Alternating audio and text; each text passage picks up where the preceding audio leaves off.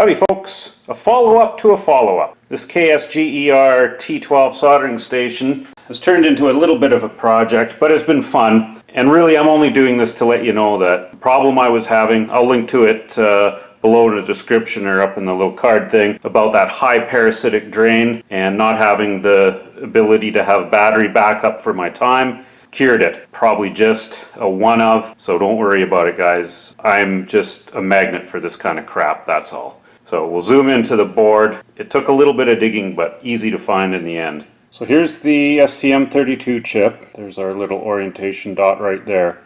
This top corner pin is VBAT. So this is the battery backup that feeds this one. And if you follow the trace, it goes through a little diode here and then to the positive pin on the battery backup plug. So I was probing that, and it also branches off and it went through a little 10K SMD resistor here, and on this side of the resistor it was shorted to ground. So that battery voltage, it was feeding the VCC alright, or the VBAT in, but it was also going through this 10K ohm resistor shorting to ground, and that's why it had such a large parasitic drain. I removed that resistor, parasitic drain was gone, plugged it in, seemed to work fine. However, I want to put that resistor back in, so obviously something was shorting out that side of the line, and the switch is over here. Here, let me just get the switch so you can see the back of it. There's these little tabs on the switch, and for some reason mine, the tabs weren't folded into these little recesses, they were all sticking up. So a defect with the switch most likely, and what that was doing is two of those little tabs were shorting.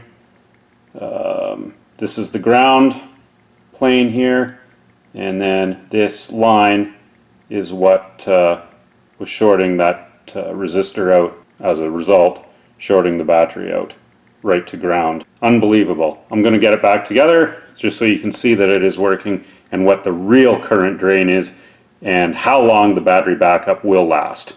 Got her beat. Just like before, we've got the multimeter in our microamp scale, and it's hooked in series with the little 2032 button cell there, which is plugged into the board.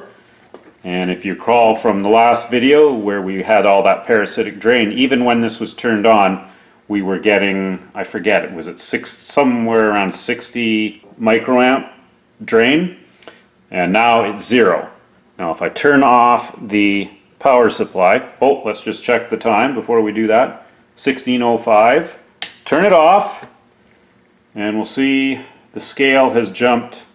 It's now reading 1.1 microamps instead of 267 microamps. And this value is a little more realistic to what we would expect. So let's get out our handy calculator again and see what kind of time frame this backup will give us now. Like I said yesterday, those little 2032 button cells, they're good for, they're averaging about 200 milliamp hours for capacity.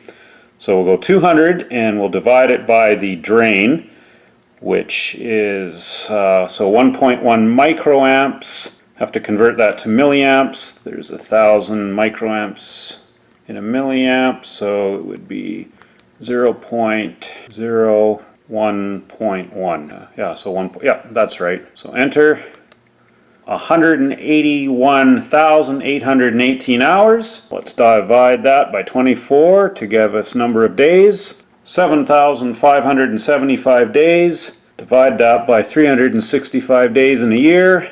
20.75 years that battery should last in standby mode. Little more realistic. So 20 years instead of 30 days. Good stuff. And we'll turn it back on, see if the time has kept.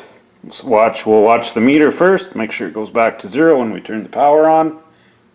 There we go, so 0 microamps, and our time is still there. It's counted up a couple of minutes. Awesome! The reason I wanted to show this was just to let you guys know that I just had a bad one, obviously. Again, I'm a magnet for this kind of stuff. I'm sure no one else is going to ever have a problem with it. Just thought you might be interested, seeing that I had done that video yesterday on the high parasitic drain. But now we've got a working clock that has backup. Cheers, folks. Have a good one.